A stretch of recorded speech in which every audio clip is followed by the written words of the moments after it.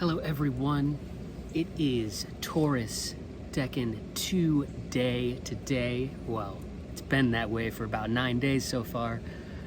My demon cat is staring at me right over there. She's mad because I just got home and ripped up this video right now. I wanted to play you a little bit of a song that I feel like represents this Decan, but I pulled up the file and it's way too out there for it to really make sense to just play you the song. And I got speakers out and all this kind of stuff. I'm dealing with a computer that's dying right now, so I'm not really even editing videos very well right now. So I'll just make this really short and sweet. Taurus Decan 2, that is going to be 6 of discs or pentacles, if you like. This is a good number. It's a good Decan. Taurus Decan 2 is called success. So if 6 of the other fixed sign of cups of Scorpio, the second decan of Scorpio, is 6 of cups. That one is called Lord of Pleasure. This is called Lord of Success. These are both kind of sexy feels. We've got sex for pleasure in the Scorpio side, and we got sex for procreation right over here. The 2 ruler cards of this Decan are going to be Taurus, your Hierophant, or Magus, or Pope. No, not Magus, sorry. Hierophant or Pope in the earlier decks. But Hierophant is the one that I prefer there. That one is the bull. It is the mouthpiece for the divine. It is the pontifex. It is going to be married to the planetary ruler of this Decan is going to be the moon, which is the high priestess. So you have the high priest or the pope, and then you have the papess or the popess or the high priestess. This is a really good blend of energies. You may or may not know that while Taurus as a sign is ruled by Venus, it is also exalting the moon. The moon is great. This little song that I've got here kind of goes like this.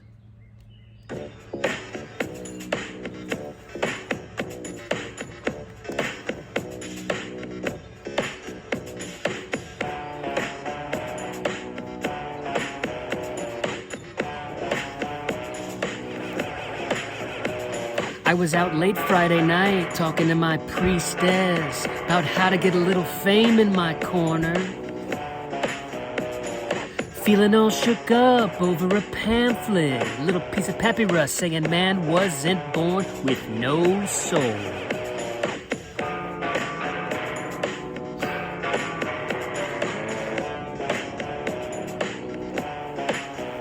She said, immortality, immortality, you got to work for your project. Immortality, immortality, you got to work just like all animals do. And I said, wait, spirit mama, am I not an eternal one?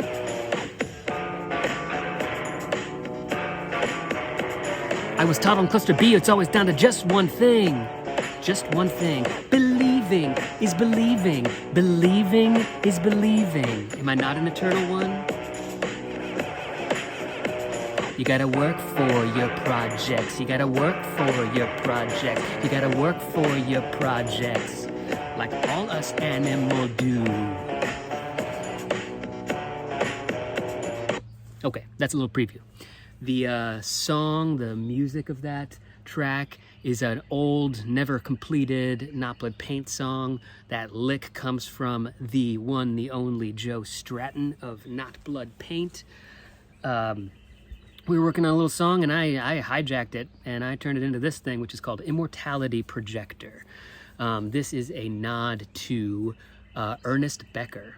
whose big works, where his most famous book is called Denial of Death. It is the idea that humans are constantly making their immortality projects. One of those, the easiest of those, procreation. Gotta spread the seed. You gotta become immortal somehow, you know? All right.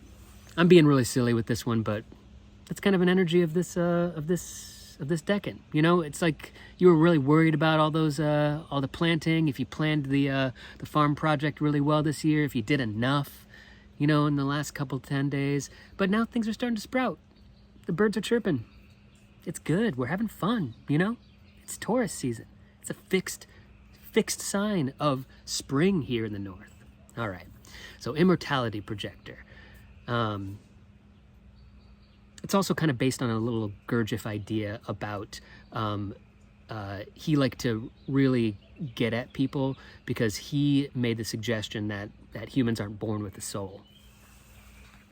That you actually have to do a lot of work in order to take all of your little I's, your lowercase i's, which the three lowercase i's and always smile is a nod to this as well. All of your little I's, they all think they're running the show. Some of you might be familiar with internal family systems. You have a bunch of different people that take over the show at different times. Your stomach takes over the show. Your inner child takes over the show. All these people are vying for attention, and they think that they are the ones in charge. And they do take over. And then your narrative brain, that's the one that makes a cohesive idea about all of this to yourself, where you tell yourself that you've been in control this whole time, when really you're just ruled by a bunch of little I's. So Gurdjieff said that the work of growing a soul only happens when you fuse all of these I's of your three different centers into a fourth center. We'll talk more about this, I'm sure, at other times, but it takes work. It takes work of constant self-observation and training your attention. Taurus is all about work. Taurus is slow and steady. Taurus takes a lot of time. Taurus understands that sometimes you fall asleep. Taurus is going to get back up, going to wake back up again, going to walk that field, you know? That's what he's going to do. That's what she's going to do. That's what they're going to do. I also want to relate this to the Orphics idea about Selene, the moon. It's really beautiful. The moon is the one who, if we have the great attractor, the Venus energy, Venus attracts the soul into enticing the soul to Earth to take on form for the first time, and hands the job over to Selene, the moon, and the moon is the one who cloaks the soul with the form, the body, for the first time. And that's what relates Taurus with the second house, which is about value and about possession. It's about wealth. It's about materiality. It's about your body being your first apprehension of a possession that you have that is yours. Most humans spend their entire lives letting their biology run the show while being in the back. So anyway, those are some thoughts floating around. I love the moon. I think the moon is fascinating. I've got something a lot more expansive that I've been playing with lately regarding the moon and the nodes and plasma that is not ready to be talked about yet. But I feel like there's something about the moon, and when the moon dips in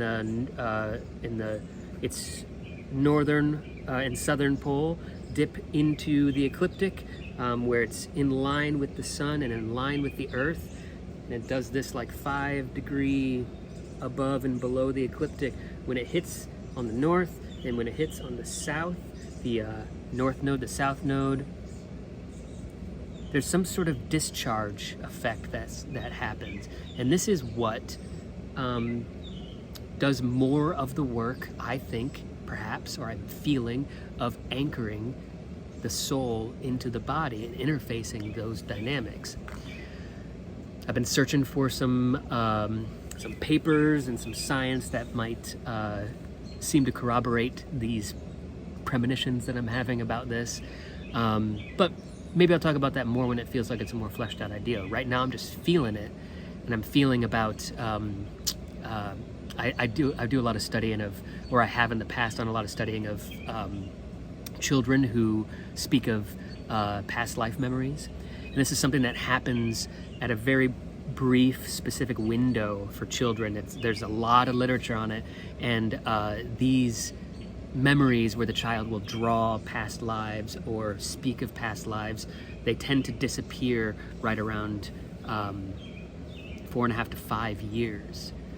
And what's fascinating about that to me is that represents the time that the nodes of the moon are going to have turned into their square position, which if the nodes are here at this point on the zodiac, they're reaching what would be their zenith, or what's the opposite of zenith? I don't remember. Their lowest point at the square moments. So at 4.5 years old, you have completed 3 signs worth of movement of the nodes. So what does that have to do with anchoring a soul into the body? What is the relationship to the other planets? Are they forming some sort of electrical circuitry? I don't know. Science is going to tell you that this is a bunch of weirdo stuff, and it probably is. Let's be honest. There's a lot of noise. There's a lot of people who are willing to assert their odd idea as completely original and or completely truthful. There's a lot of deep fakes going on around right now, so I'm not interested in adding to that noise. We're in a very noisy time. I want to make this a short one. This is just 11 minutes right now, hitting 12 minutes. Let's end. This has been a great Decan. I love this part of Taurus season. My moon is in Taurus in this Decan. Is that true?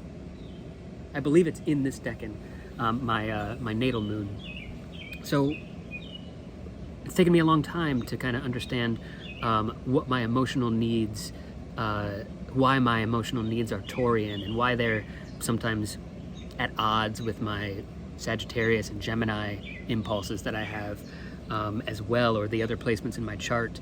The Earth element in my chart has been the largest hidden factor for me as I've gone through life, and I feel like I'm trying to enter a time when I'm really anchoring into my body and appreciating nature and spending time not narrativizing, getting out of this part of myself and trying to harmonize the moving center, the thinking center, and the feeling center. Trying to harmonize all 3 of those. So here's to that. Hope you all are doing well.